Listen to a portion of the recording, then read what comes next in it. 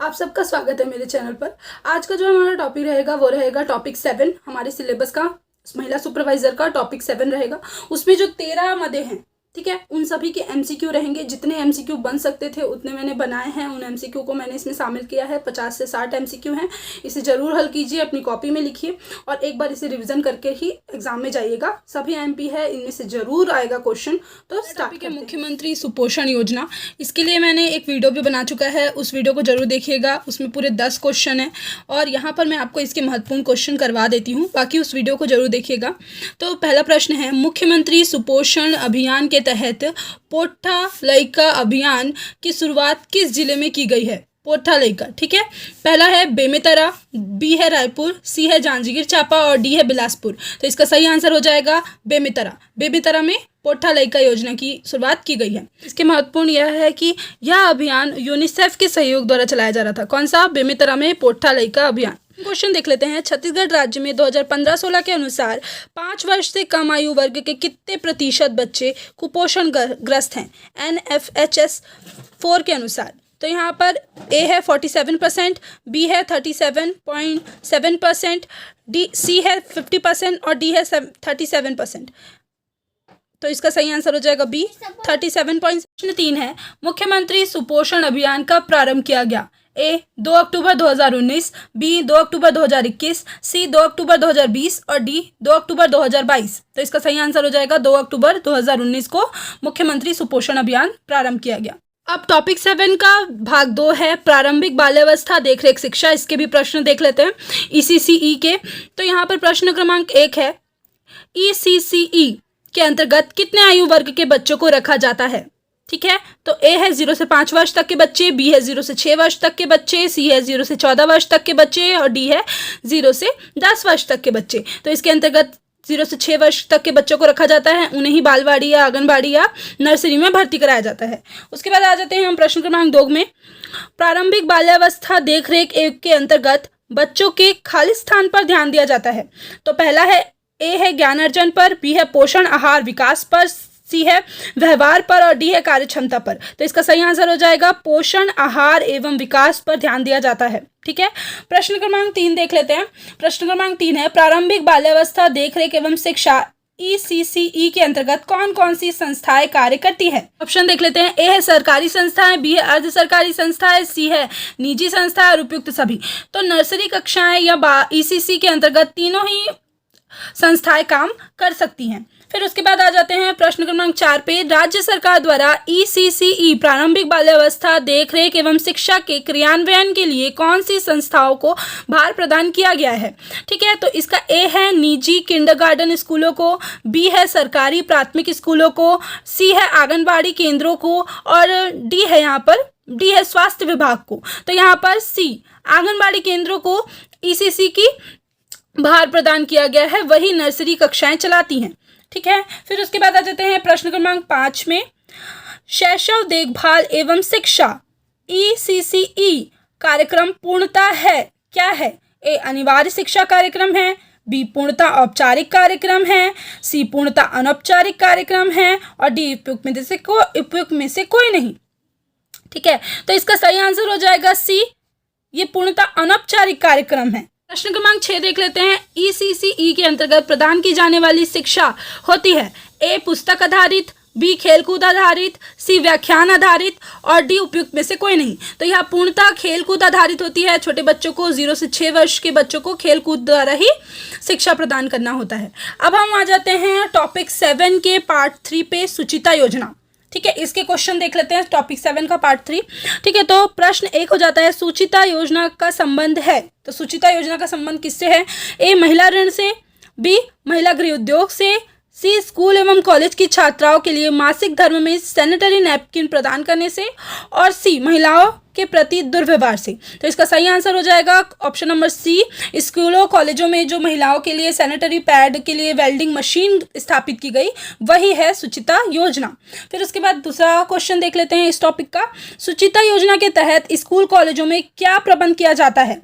तो ए sanitary napkin की ATM machine दी जाती है, बी सैनिटरी पैड दिए जाते हैं, सी भस्मक दिए जाते हैं, उपयुक्त सभी। तो इसका सही आंसर हो जाएगा उपयुक्त सभी। सैनिटरी नैपकिन की एटीएम मशीन, सैनिटरी पैड और भस्मक, ये तीनों ही प्रदान किए जाते। सुचिता योजना का अगला प्रश्न देख लेते हैं। प्रश्न क्रमांक 3 है, प्रारंभ में सुचिता योजना के अंतर्गत सैनिटरी नैपकिन के कितने रुपए प्रति नैपकिन प्रदान किया गया प्रति नग में? तो ए है 10 रुपये प्रति नग, बी है 5 रुपये प्रति नग, सी है 2 रुपये प्रति नग और डी है 3 रुपये प्रति नग। तो प्रारंभ में 2 रुपये प्रति नग की दर से प्रदान किया जाएगा।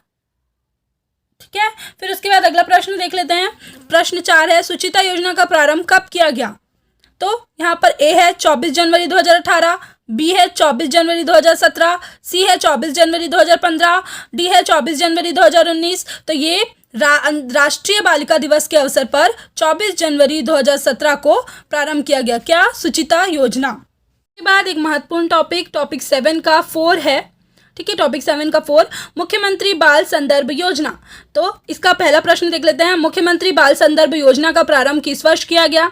ए है 2008, बी है 2009, सी है 2020 और डी है 2015। तो 2009 में, ठीक है, 2009 में मुख्यमंत्री बाल संदर्भ योजना का प्रारंभ किया गया। उसके बाद दूसरा क्वेश्चन देख लेते हैं इस टॉपिक से। मुख्यमंत्री बाल संदर्भ योजना का मुख्य उद्देश्य क्या है? ए, गंभीर कुपोषित बच्चों को कुपोषण से मुक्त करना, बी, बच्चों को गंभीर कुपोषण से मुक्ति एवं कुपोषण दर में कमी लाना, सी, गंभीर कुपोषित बच्चों की चिकित्सीय सुविधा उपलब्ध कराना। तो इसका सही आंसर हो जाएगा सी, उपयुक्त सभी, यही हो जाएगा इसका सही आंसर। ये तीनों ही मुख्यमंत्री बाल संदर्भ योजना का मुख्य उद्देश्य थे। क्रमांक 3 देख लेते हैं। माह में कितने दिवस को प्रत्येक विकासखंड में संदर्भ दिवस के लिए चिन्हांकित करने का प्रयास किया जाता है? किसके अंतर्गत? मुख्यमंत्री बाल संदर्भ योजना के अंतर्गत। तो यहाँ पर ए 1 दिवस को, बी 5 दिवस को, सी 2 दिवस को और डी 10 दिवस को। तो याद रखिएगा, प्रत्येक विकासखंड में 2 दिवस को, सप्ताह में 2 दिवस को मुख्यमंत्री। प्रश्न क्रमांक 4 देख लेते हैं। निजी शिशु रोग विशेषज्ञ की सेवा प्रदान करने हेतु कितने रुपए सम्मान स्वरूप मुख्यमंत्री बाल संदर्भ योजना के अंतर्गत प्रदान किया जाता है? ठीक है, किसको प्रदान किया जाता है? निजी डॉक्टरों को। ठीक है, निजी शिशु रोग विशेषज्ञ को। ए 2000 रुपये, बी 1000 रुपये, सी 4000 रुपये और डी 500 रुपये। तो इसका सही आंसर हो जाएगा बी, 1000 रुपये निजी शिशु रोग विशेषज्ञ को दिया जाता है अपनी सेवाएं देने पर।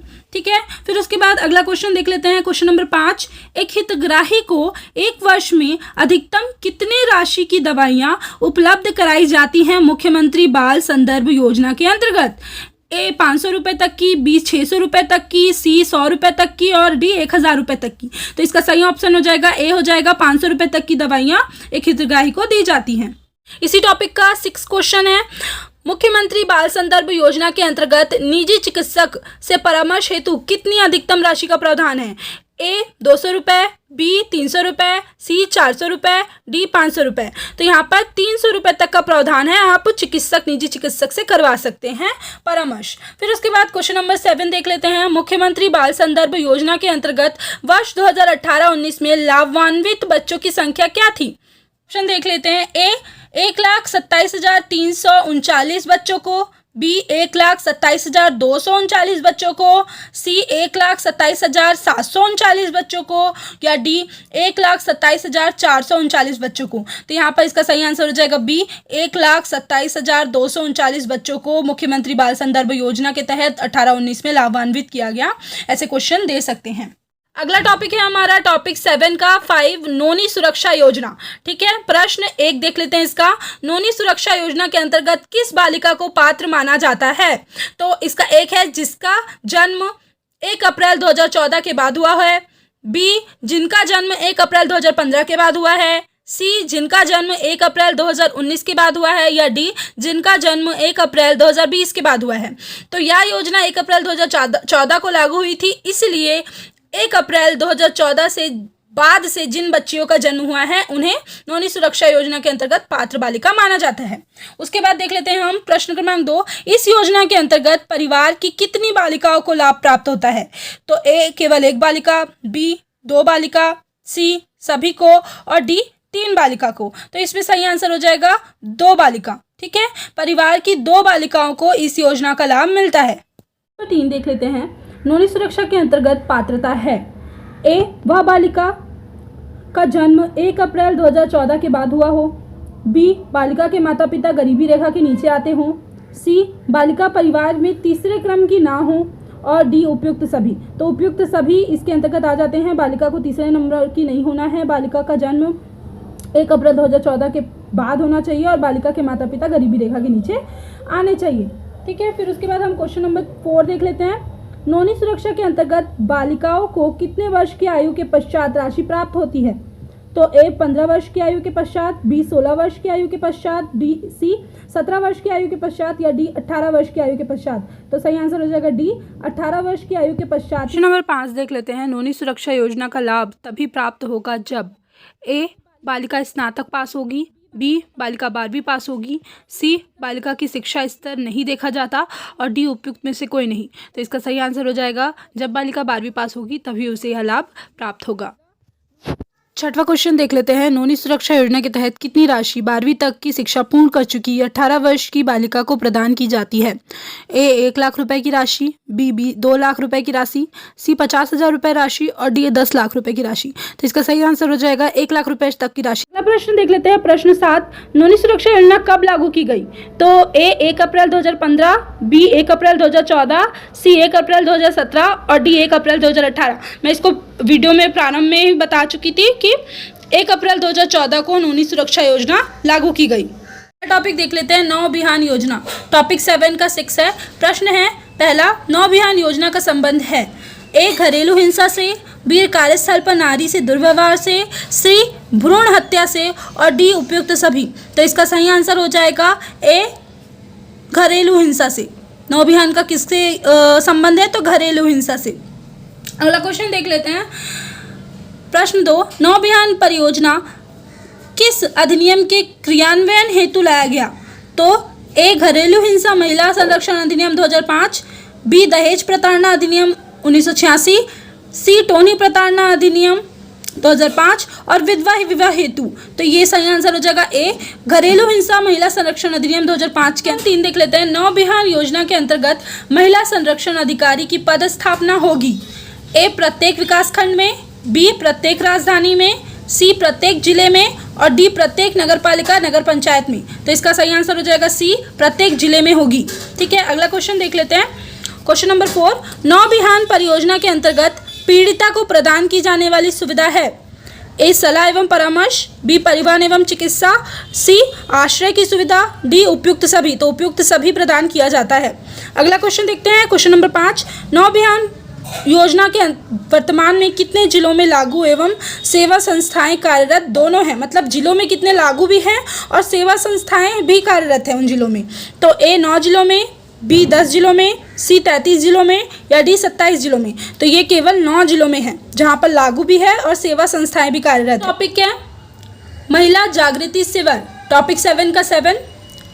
प्रश्न पहला देख लेते हैं। महिला जागृति शिविर का उद्देश्य क्या है?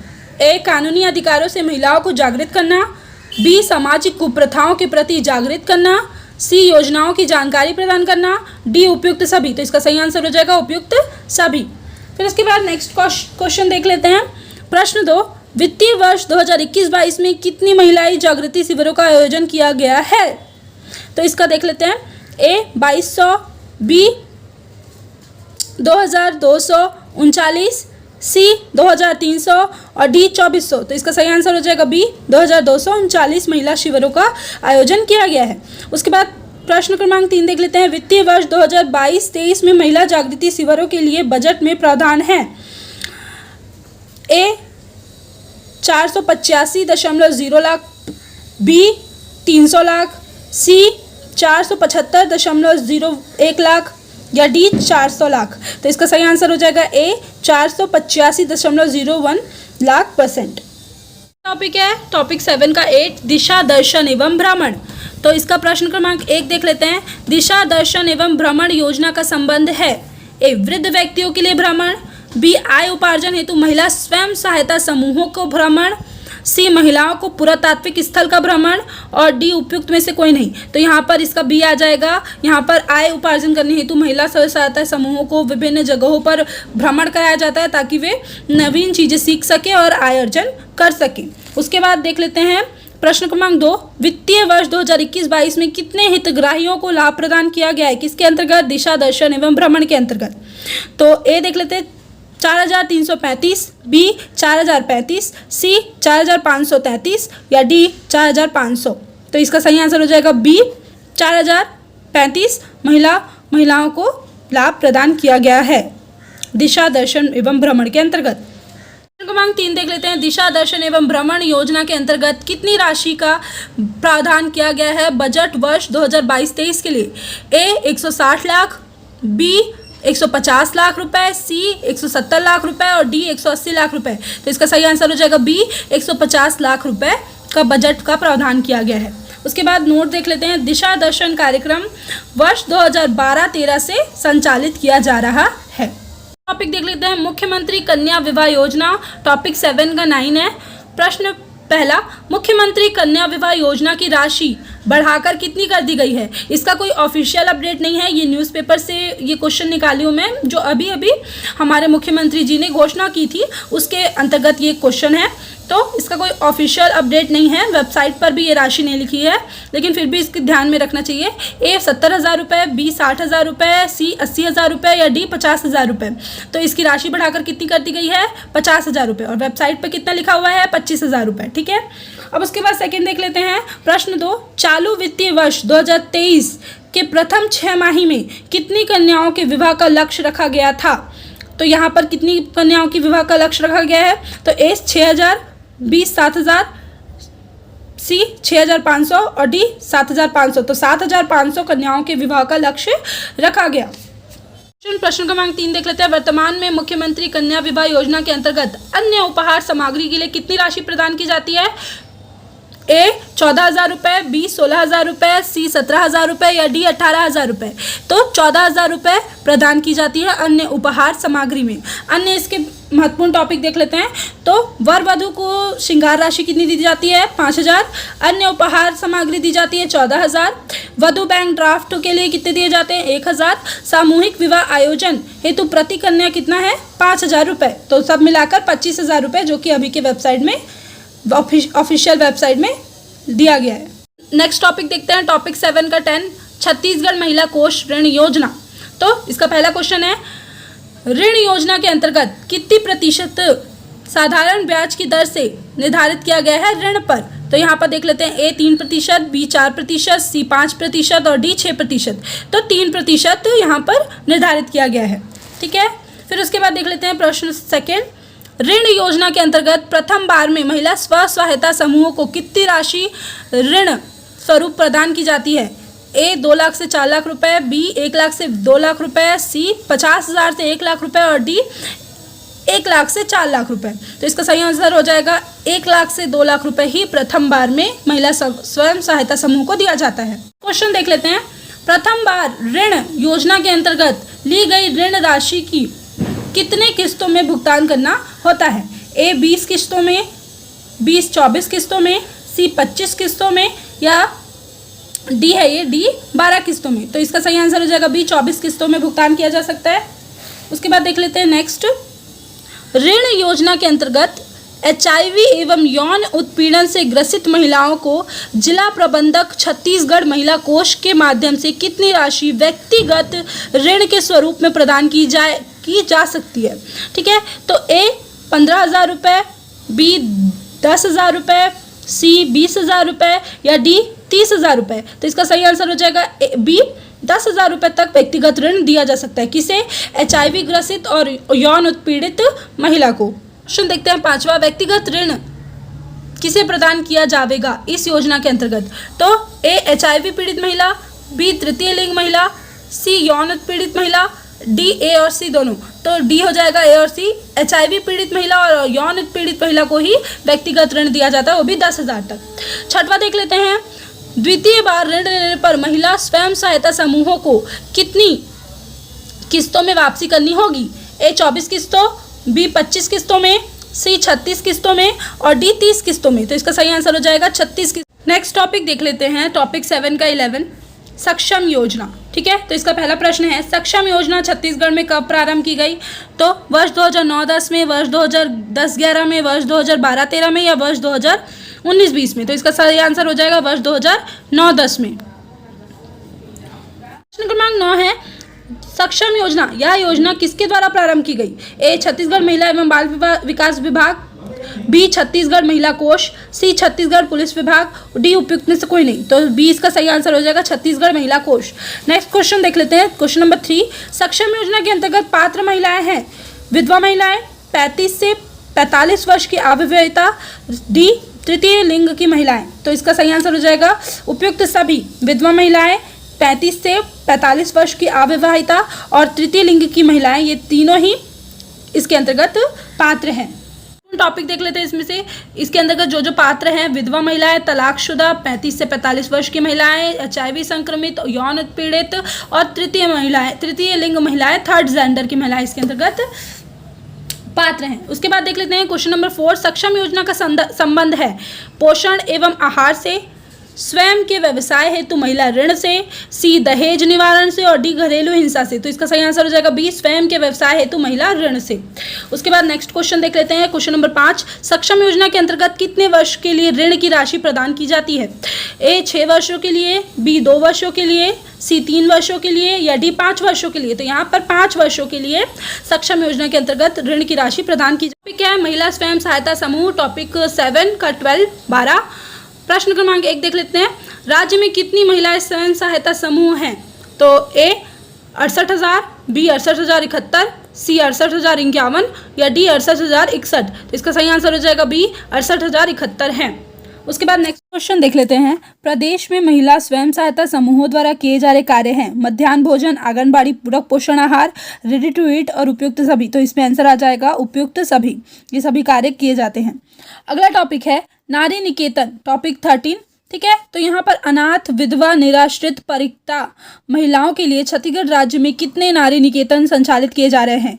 ए 3, बी 5, सी 4 और डी 6। इसका सही आंसर हो जाएगा 3 नारी निकेतन यहाँ पर संचालित किए जा रहे हैं। अगला क्वेश्चन देख लेते हैं, छत्तीसगढ़ राज्य में कितने जिलों में नारी निकेतन संचालित किए जा रहे हैं? ए रायपुर, बी अंबिकापुर, सरगुजा, सी दंतेवाड़ा और डी उपयुक्त सभी। तो यही तीनों जगहों पर नारी निकेतन संचालित किए जा रहे हैं। ए रायपुर, बी अंबिकापुर, सी दंतेवाड़ा और डी उपयुक्त सभी। अगला क्वेश्चन देख लेते हैं, नारी निकेतनों में प्रवेश हेतु परामर्शदात्री समिति का अध्यक्ष होता है तहसीलदार, महिला एवं बाल विकास मंत्री, कलेक्टर और मुख्यमंत्री। तो इसका सही आंसर हो जाएगा कलेक्टर। ठीक है, अगला क्वेश्चन एवं लास्ट क्वेश्चन देख लेते हैं, प्रश्न 4। नारी निकेतन में प्रवेश हेतु न्यूनतम आयु वर्ष क्या होती है? तो 17, 18, 16 और 21। तो सही आंसर हो जाएगा 16। ठीक है, 16 वर्ष न्यूनतम आयु वर्ष होती है।